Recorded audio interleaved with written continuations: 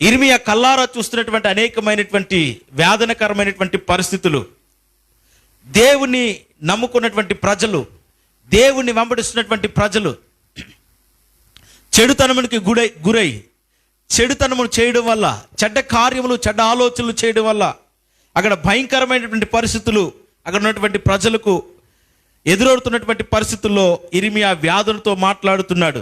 2వ రాజుల గ్రంథం 25వ అధ్యాయంలో కూడా మనం ధ్యానం చేస్తే అక్కడ కొన్ని వచనాలు మనకి కనబడుతూ ఉంటాయి.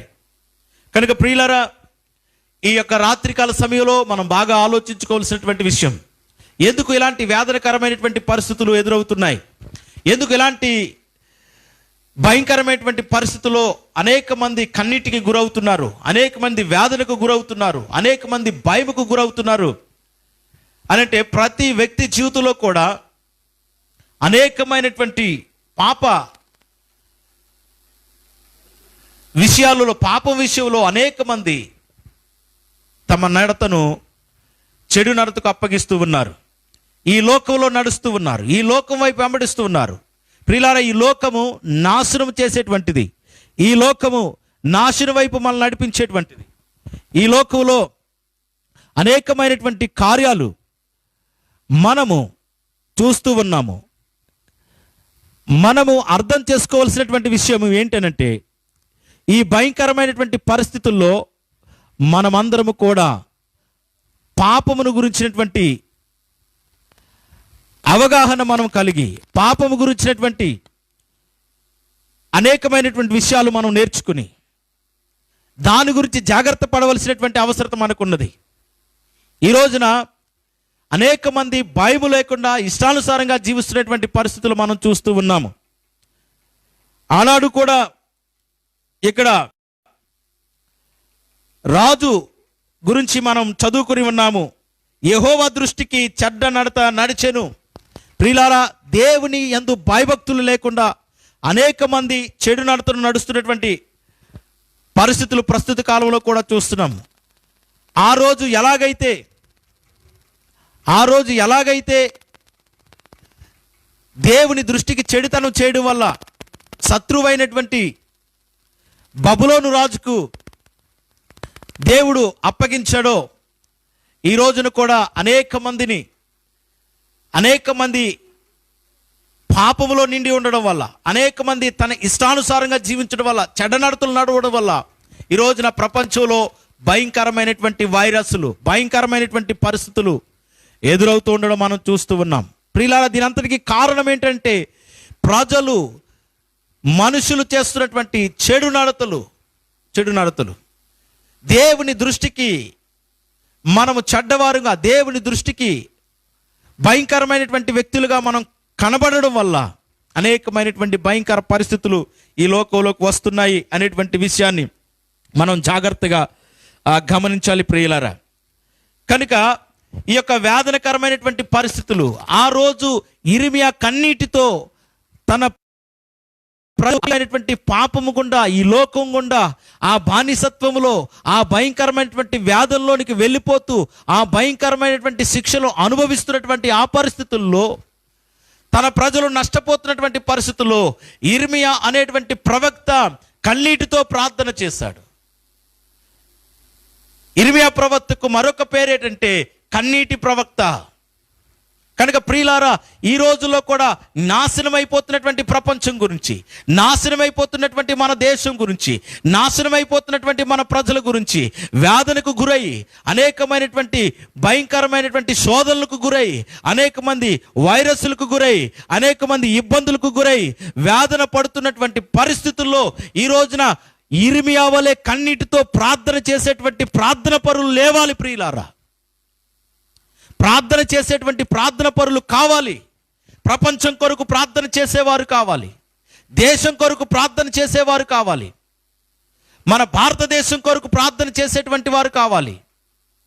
మనం ఇరుగు పొరుగు వారి కొరకు, ప్రజల యొక్క క్షేమం కొరకు, దేశం యొక్క క్షేమం కొరకు, రాష్ట్రం యొక్క క్షేమం కొరకు, మన యొక్క గ్రామముల యొక్క క్షేమముల కొరకు ప్రార్థించేటువంటి ప్రవర్తనలు లేవాలి, ప్రార్థించేటువంటి ప్రార్థన పరులు లేవాలి, కన్నీటితో దేవుని దగ్గర మొర్రపెట్టేటువంటి ప్రార్థన యోధులు లేవాలి ప్రియులారా.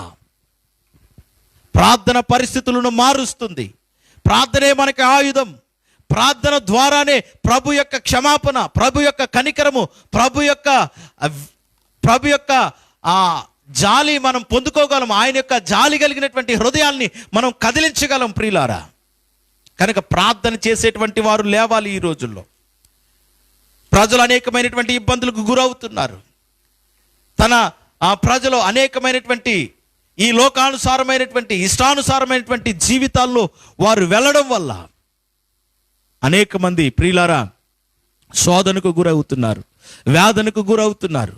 తెలుసుకోవాలి ప్రియులారా, ఈ శోధన ఎందుకు వస్తుందో మనం గమనించాలి. ఈ భయంకరమైనటువంటి పరిస్థితులు ఎందుకు వస్తున్నాయో మనం గమనించాలి. ఈ ప్రస్తుత పరిస్థితుల్లో మనం ఎందుకు ఇలాంటి పరిస్థితుల్లోనికి వెళ్ళిపోతున్నామో ఆలోచించగలగాలి ప్రియులారా. ప్రభు వైపు మనం తిరిగినప్పుడు, ప్రభు వైపు మనం మలుకున్నప్పుడు ప్రభువే మన పాపములు క్షమించేటువంటి వాడు, మనల్ని విడుదల ఇచ్చేటువంటి వాడు, మనల్ని విడిపించేటువంటి వాడు, మనల్ని కనికరించేటువంటి వాడు, మన ఎడల తన ఉచితమైనటువంటి వాత్సల్యతను చూపించేటువంటి వాడు. కనుక ప్రియులారా, ఈ యొక్క భయంకర పరిస్థితుల్లో మనం ప్రభు వైపు తిరగాలి. అవును ప్రియులారా, ఈ యొక్క భయంకరమైనటువంటి పాపం వల్ల దుఃఖం వస్తూ ఉన్నది. భయంకరమైనటువంటి ఇష్టానుసారమైనటువంటి మనుషులు ఇష్టానుసారమైనటువంటి ప్రవర్తన వలన దుఃఖం పుడుతూ ఉన్నది, వేదన పుడుతూ ఉన్నది. చూడండి, ఇర్మియా గ్రంథము 8వ అధ్యాయము, ఇర్మియా గ్రంథము 8వ అధ్యాయంలో 8వ అధ్యాయం 14వ వచనంలో ఒక మాట ఇక్కడ రాయబడి ఉన్నది. చదువుదాం ప్రియులారా. ఇర్మియా గ్రంథము 8వ అధ్యాయం 14వ వచనం.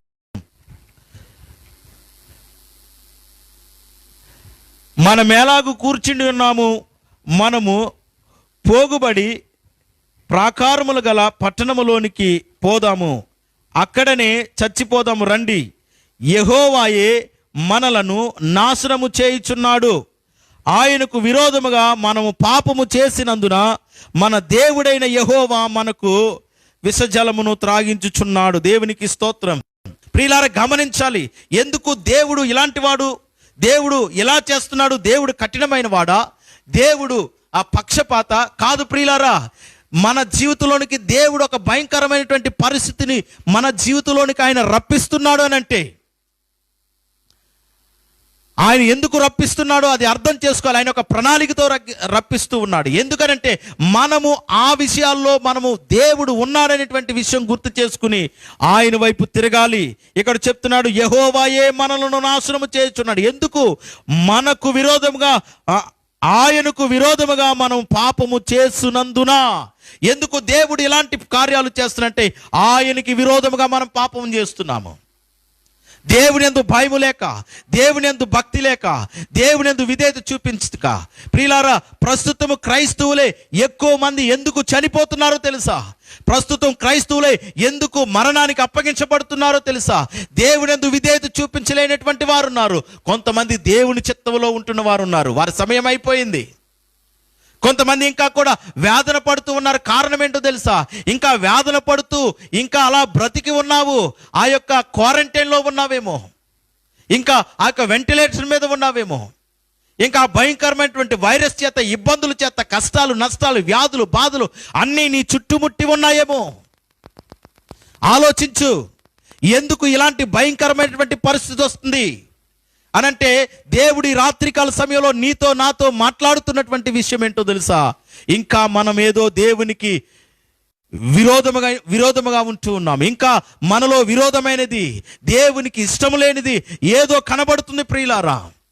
మనం పవిత్రపరచాలని, మనం శుద్ధీకరింపబడాలని, ఆ శ్రమంలోనికి మనం పరిపూర్ణమైనటువంటి భక్తిలోనికి రావాలని దేవుడు మన ఎడల అలాంటి ఒక చిన్న శోధనను మన మీదకి విడుదల చేశాడేమో గమనించాలి. మన విశ్వాసాన్ని కోల్పోకూడదు. మన విశ్వాసాన్ని మనం కోల్పోకూడదు ప్రియులారా. మన విశ్వాసాన్ని మనం కోల్పోకూడదు. మన విశ్వాసాన్ని కోల్పోకూడదు ప్రియులారా. మన విశ్వాసాన్ని బలపరుచుకోవాలి. మనం విశ్వాసములో నుంచే మనం ఆలోచన చేయగలగాలి. ఎందుకు దేవుడు ఇలాంటి పరిస్థితులు మన జీవితంలోనికి మనం విడుదల చేస్తున్నాడు? ఎందుకు దేవుడు మన జీవితంలో ఇలాంటి కార్యాలు మన జీవితంలో జరిగిస్తున్నంటే మనము దేవునికి విరోధమైనటువంటి పాపము చేస్తూ ఉన్నాము. దేవునికి విరోధం. వాక్యానుసారమైనటువంటి జీవితం లేదేమో. వాక్యం చదువుతున్నా కానీ దాని ప్రకారంగా జీవించలేకపోతున్నామేమో. మనము వాక్యాన్ని చదువుతున్నా కానీ అర్థం చేసుకోలేకపోతున్నామేమో. ఒకవేళ మనం బోధించే వారిగా ఉంటున్నామేమో, దాన్ని అనుసరించటం లేదేమో. ప్రియులారా, అర్థం చేసుకుందాం ఈ రాత్రి, గమనిద్దాం ఈ రాత్రి. దేవుడు నీతో నాతో మాట్లాడుతున్నాడు. దేవునికి విరోధముకుండి మనం ఏమీ చేయలేం ప్రియులారా. దేవుణ్ణి మనల్ని వేరు చేసేదేంటో తెలిస్తే ఈ లోకములో పాపము. యోహాను సువార్తలో 15వ అధ్యాయంలో చెప్తున్నాడు కదా, నాకు వేరుగా ఉండి మీరు ఏమీ చేయలేరు. ప్రభువుకు వేరై ఉండి మనం ఏమీ చేయలేం ప్రియులారా.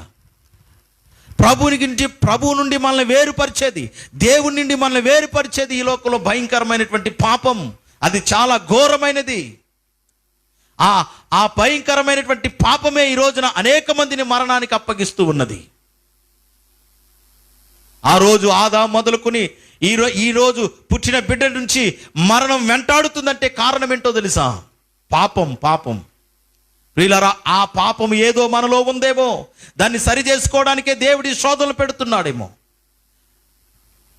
ప్రియులారా, దాన్ని ఆలోచన చేసుకోవాలి. దేవుడు పక్షపాతి కాదు. దేవుడు నిన్ను విడిచిపెట్టలేదు. దేవుడు నిన్ను ప్రేమించి ఇంకా పరిపూర్ణమైనటువంటి భక్తిలోనికి, పరిపూర్ణమైనటువంటి విశ్వాసంలోనికి నిన్ను నడిపించడానికి ఈ శోధనను నీ దగ్గరికి తెచ్చాడనేటువంటి విషయాన్ని ఈ రాత్రి నువ్వు విశ్వాసంతో గమనించాలి. కనుక ఇలాంటి పాపమే మనల్ని దుఃఖానికి గురి చేస్తూ ఉంది, మనల్ని బాధలకు గురి చేస్తూ ఉన్నది, మళ్ళీ అనేకమైనటువంటి శ్రమలకు అది గురి చేస్తూ ఉన్నది అనేటువంటి విషయాన్ని మనం జ్ఞాపకం చేసుకోవాలి ప్రియులారా. కనుక మనం సమాధానము లేకుండా ఉండిపోతున్నాము, శాంతి లేకుండా ఉండిపోతున్నాము. కనుక పాపం విషయంలో మనము ఒప్పుకోవాలి దేవుని దగ్గర. పాపం విషయంలో పశ్చాత్తాపడాలి. ఈ రాత్రి నేను బాగానే ఉన్నానులే అనుకుంటున్నావేమో, ఒకసారి లోపలికి అంతరంగంలోనికి తొంగి చూసుకుందాము. దేవుని ఎడల మనం ఎలా ఉన్నాము, దేవుని ఎడల మనం ఎలాంటి వైఖరి కనపరుస్తూ ఉన్నాము, దేవుని ఎడల మనం ఎలాంటి ఏ స్థితిలో ఎంత యథార్థంగా దేవుని దగ్గర ఉంటున్నాము అనేటువంటి విషయాన్ని గమనించాలి ప్రియులారా. నేను ముగింపులో మనం ఒప్పుకోవాలి దేవుని దగ్గర, మన పాపములు ఒప్పుకోవాలి. మన పరిస్థితులన్నీ కూడా దేవుని దగ్గర మనం ఒప్పుకున్నప్పుడు, దేవుని దగ్గర మనం పశ్చాత్తాపడినప్పుడు, దేవుని దగ్గర మనం క్షమాపణ వేడుకుంటున్నప్పుడు దేవుడు విడిపించేటువంటి వాడే ఉన్నాడు. ఈరోజు మరొక భక్తుని నేను జ్ఞాపకం చేస్తున్నాను. హిజ్కియా భయంకరమైనటువంటి మరణకరమైనటువంటి రోగమునకు అప్పగింపబడినప్పుడు ఆయన కన్నీటితో ప్రార్థన చేశాడు. ప్రార్థన చేస్తూ ఆయన చేసినటువంటి కార్యాలు చెప్తున్నాడు. నీ సన్నిధిలో నేను యథార్థంగా నడుచుకున్నాను, నా భక్తి విషయంలో ఏ లోపం వచ్చింది అని ఆయన చెక్ చేసుకుంటూ దేవుని అడుగుచున్నాడు. ఎందుకు నాకు ఇలాంటి భయంకరమైన రోగం ఇచ్చావు, నాకు ఆయుష్ను పెంచి అడిగినప్పుడు అద్భుత రీతిగా దేవుడు ఆయుష్ను పెంచలేదా? ప్రియులారా, ఈ రాత్రికాల సమయంలో నువ్వు ఎలాంటి పరిస్థితుల్లో ఉన్నావో నాకు తెలియదు, కానీ ప్రార్థన చేయగలిగితే, నువ్వు దేవుని వైపు తిరిగి ప్రార్థన చేయగలిగితే, దేవుని వైపు తిరిగి నువ్వు నీ పాపములు ఒప్పుకొని ఆయన క్షమాపణ కొరకు, ఆయన వాత్సల్యత కొరకు, ఆయన కనికరము కొరకు నువ్వు కన్నీటితో దేవుని దగ్గర ప్రార్థించగలిగినప్పుడు దేవుడు నిన్ను కూడా బ్రతికించగలిగేటువంటి సమర్థుడు, నీ ఆయుష్ను కూడా పెంచగలిగినటువంటి సమర్థుడు ఆయన. అవును, ఆయన చేతిలో సమస్తం ఉన్నది. ఆయన లేని వాటిని ఉన్నట్టుగా పిలవగలిగినటువంటి దేవుడు. ఆయన సర్వశక్తుడు, మృతులను సజీవులుగా లేపగలిగినటువంటి దేవుడు ఆయన మీద సంపూర్ణమైనటువంటి విశ్వాసంతో, నిజమైనటువంటి పశ్చాత్తాపముతో ఆయన దగ్గర ఈ రాత్రే మోకరించి ప్రార్థన చేయి. ప్రభువా, నా పాపములు క్షమించు, ప్రభువా, నా పాపములు క్షమించు, నా విధేయతను క్షమించు, నా అజ్ఞానమును క్షమించు అని ప్రభు దగ్గర మనం ప్రార్థన చేయగలిగినప్పుడు దేవుడు మన ప్రార్థనను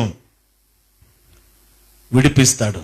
ప్రియులారా, ఇజ్రాయేలు ప్రజలు కూడా, ఇర్మియా కాలంలో ప్రజలు కూడా అక్కడ ఒక మాట సెలవిస్తూ ఉన్నాడు. చూడండి, ఇర్మియా గ్రంథము 14వ అధ్యాయం 21వ వచనం చదువుతున్నాను నేను. చూడండి, యెహోవా మా దుర్మార్గతను, మా పితరుల దోషమును మేము ఒప్పుకొనుచున్నాము, నీకు విరోధముగా పాపము చేసి ఉన్నాము, నీ నామమును బట్టి మమ్మును తోసివేయకము.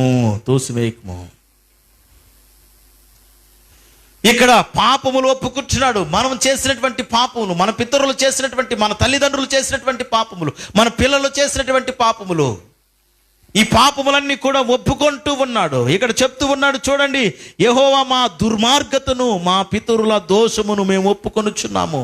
మన దుర్మార్గతను, ఈ లోకములో అంధకారములో మునిగిపోయి, ఈ లోక ఆశల్లో మునిగిపోయి దుర్మార్గతలో మనం నడిచి ఉన్నామేమో, అన్యాయముగా మనం నడుచుకుని ఉన్నామేమో, అక్రమముగా మనం నడుచుకుని ఉన్నామేమో.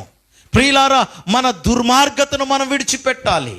మన దుర్మార్గతను, మన పాప సంబంధమైనటువంటి, నిత్య సంబంధమైనటువంటి కార్యకలాపాలన్నిటిని కూడా విసర్జించి అవి దేవుని దగ్గర ఒప్పుకొని మనము క్షమాపణ పొందుకోవాలి. ఇక్కడ చెప్తూ ఉన్నాడు, అతడు ఏం చెప్తున్నాడు చూడండి, మా పాపములు నీకు విరోధముగా పాపము చేసి ఉన్నాము అని ఒప్పుకొంచు ఉన్నాడు.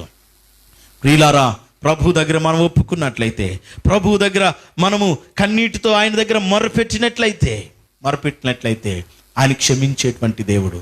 ఇప్పటికైనా కళ్ళు తెరిచి ప్రభు ఎందుకు ఈ శ్రమను పెట్టాడు, ఆయన పంపించిన శ్రమను బట్టి పాపం విడిచి ఆయన వైపు మరలగలిగితే, ఆయన వైపు తిరగగలిగితే, ఆయన పంపించినటువంటి ఈ శ్రమల్లో ప్రస్తుతం ఈ పాండమిక్ సిచ్యువేషన్లో మనకి దేవుడు ఎందుకు ఇలాంటి పరిస్థితులు పెట్టాడు అని ఆలోచన కలిగి వాక్యానుసారంగా వాక్యాన్ని నువ్వు అర్థం చేసుకున్న వారవైతే, వాక్యం మీద నిలబడగలిగిన వారవైతే, ఆ వాక్యం నిన్ను బ్రతికిస్తుంది. భక్తుడు చెప్తాను, నీ వాక్యమే నన్ను బ్రతికించేది, నా బాధలలో నాకు నెమ్మదినిచ్చేది. ఆ వాక్యమే మనకి నెమ్మదిస్తుంది, ఆ వాక్యమే మనలో ధైర్యం పుట్టించేది, ఆ వాక్యమే మనల్ని బ్రతికించేది. ప్రియులారా, కనుక ఆ వాక్యానుసారమైనటువంటి జీవితము మనం కలిగి ఉండి వాక్యానుసారంగా మనం ఆలోచిద్దాము. భక్తి జీవితంలో మనము లోతైనటువంటి అనుభవంలో నుంచి మనం ఆలోచిద్దాము. ఆయన పంపించినటువంటి ఈ శ్రమలను బట్టి మనము విడిచిపెట్టవలసిన పాపం ఏదో మనలో ఉంది, అది విడిచిపెట్టి దేవుడి వైపు మనం మరలగలిగితే ఆయన క్షమించేటువంటి దేవుడిగా ఉన్నాడు. పశ్చాత్తాపముతో ఆయన వేడుకోగలిగితే ఆయన క్షమించేటువంటి దేవుడిగా ఉంటూ ఉన్నాడు. కనుక ప్రియులారా, మనం ఆలోచన చేద్దాం. ఆయన వైపు తిరిగి ఆయన పశ్చాత్తాపంతో ఆయన ప్రార్థించి ఆయన వేడుకుంటున్నప్పుడు ఆయన మనకి గొప్ప విడుదల ఇచ్చేటువంటి దేవుడిగా ఉంటూ ఉన్నాడు. దేవునికి స్తోత్రం కలుగును గాక. ప్రియులారా, నా చివరి మాటల్లోనికి నేను వస్తున్నాను, జాగ్రత్తగా వినండి. ఇక్కడ 5వ అధ్యాయంలో 16వ వచనంలో చెప్తూ ఉన్నాడు చూడండి. ఈ విలాప వాక్యములు 5వ అధ్యాయం 16వ వచనంలో కూడా ఒక మాట మనం జ్ఞాపకం చేసుకుందాము. మేము, 2వ లైన్ చదువుతున్నాం, మేము పాపము చేసి ఉన్నాము, మాకు శ్రమ, దీని వలన మాకు ధైర్యం చెడి ఉన్నది. కనుక ఈ రోజులు అనేక మంది ఈ పాప సంబంధమైనటువంటి రోగముల వల్ల, ఈ పాప సంబంధమైనటువంటి కార్యాల వల్ల, ఈ పాప సంబంధమైనటువంటి విషయాల వల్ల, ఈ లోకము గురించి ఆలోచించడం వల్ల అనేక మంది ధైర్యం చెడిపోతూ ఉన్నారు, అనేక మంది భయపడుతూ ఉన్నారు, అనేక మంది భయభ్రాంతులకు గురవుతూ ఉన్నారు. దేవుని వాక్యం చెప్తుంది, భయపడొద్దు. దేవుని వాక్యం చెప్తుంది, దిగులు పడొద్దు. దేవుని వాక్యం చెప్తుంది, నిబ్బరము కలిగి ధైర్యముగా ఉండు అని దేవుని వాక్యం చెప్తుంది. ప్రియులారా, నీవు దేవుని వాక్యం మీద ఆధారపడిన వారమైతే ఈ లోకంలో ఉన్నటువంటి శ్రమలకు భయపడవు, ఈ లోకంలో వస్తున్నటువంటి భయంకరమైనటువంటి విపత్తులకు భయపడవు. ధైర్యం కలిగి జాగ్రత్తగా ఉంటావు. ధైర్యం కలిగి ఉండమన్నది దేవుని వాక్యమని విచ్చలవిడిగా తిరగమని కాదు.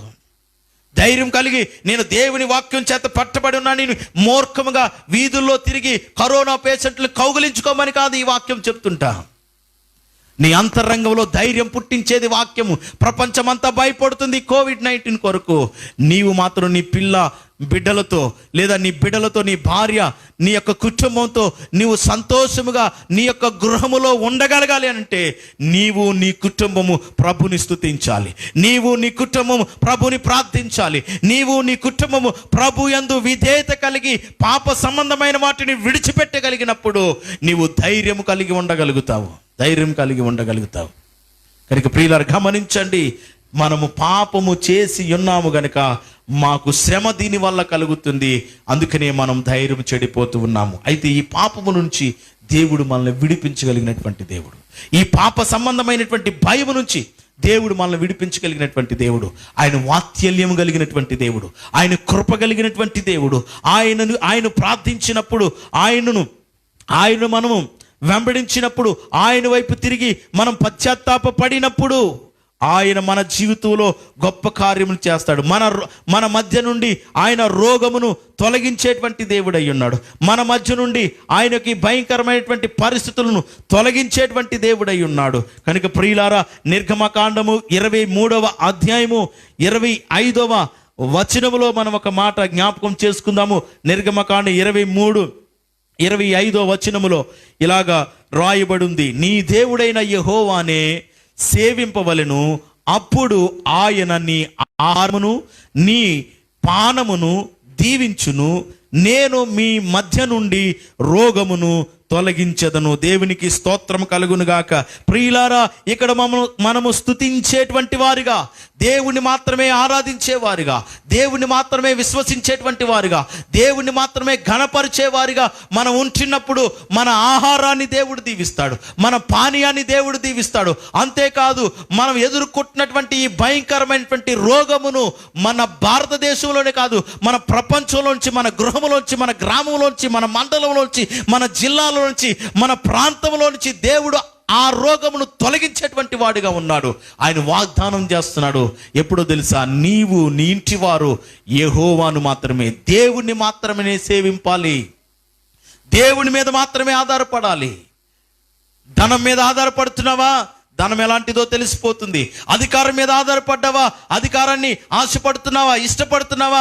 అధికారం ఏం చేయలేకపోతుంది, పరపతి ఏం చేయలేదు, పలుకుబడి ఏం చేయలేదు, బలం ఏం చేయలేకపోతుంది. మన బ్రతుకు ఏంటో అర్థం కాని పరిస్థితిలో ఉండిపోయాము. ఇప్పటికైనా అర్థమవుతుందా? దేవుడే మనల్ని రక్షించేటువంటి వాడు, దేవుడే మనల్ని ఆదరించేటువంటి వాడు, దేవుడే మనల్ని పైకి లేవనెత్తేటువంటి వాడు, మన రోగము నుండి మనల్ని విడిపించేటువంటి వాడు, మన ఆహారమును ఆయన అందించేటువంటి వాడు, మన పానమును ఆయన అందించేటువంటి వాడు. ప్రియులారా, అందుకని ఆయన వైపు మనం తిరుగుతున్నప్పుడు ఇక్కడ నిరీక్షణ ఏంటనంటే ఇర్మియా ఇస్తున్న నిరీక్షణ 22వ అధ్యాయం మూలవాక్యంలోనికి మనం వద్దాము. మూలవాక్యంలోకి విలాప వాక్యములు 3వ అధ్యాయము 22-23 వచనాలు చదివి మనం ముగించుకుందాము. యెహోవా కృపగలవాడు, ఆయన వాత్సల్యత ఎడతెగక నిలుచున్నది గనుక మనము నిర్మూలము కానున్న వారము. ప్రియులారా, ఆయన వాత్సల్యత పుడుతుంది, దినదినము ఆయనకి నూతనముగా వాత్సల్యత పుడుతుంది. అందుకనే ఈరోజు నీవు నేను కూడా బ్రతికి ఉన్నాము. వాత్సల్యత అంటే ఎఫెక్షన్. ఆయన ఒక ప్రత్యేకమైనటువంటి శ్రద్ధ మన మీద చూపిస్తూ ఉన్నాడు. ఏ లవ్ ఆఫ్ గాడ్, ఆయన ప్రేమ మన మీద చూపిస్తూ ఉన్నాడు. ఆయన వాత్సల్యం కలిగినటువంటి దేవుడు కనుక ఆయన ఇంకా మనం నిర్మూలం కాకుండా ఆయన కృప, ఆయన వాత్సల్యత మన మీద చూపిస్తున్నాడు. ఆయన కృప ఉండగానే ఆయన వైపు తిరిగి పశ్చాత్తాపం పొందుకుందాము. మనము ఆ గొప్ప విడుదల, ఆ ఆదరణ, ఆ గొప్ప జీవితము ప్రభుతో గడపడానికి ఈరోజు నిర్ణయం తీసుకుందాము. ఆయన కృప కలిగిన వాడు, ఆయన కృపలోనే నువ్వు బ్రతికి ఉన్నామనే విషయం మర్చిపోవద్దు. ఆయన కృపను బట్టి ఆయన్ని సేవించేవారిగా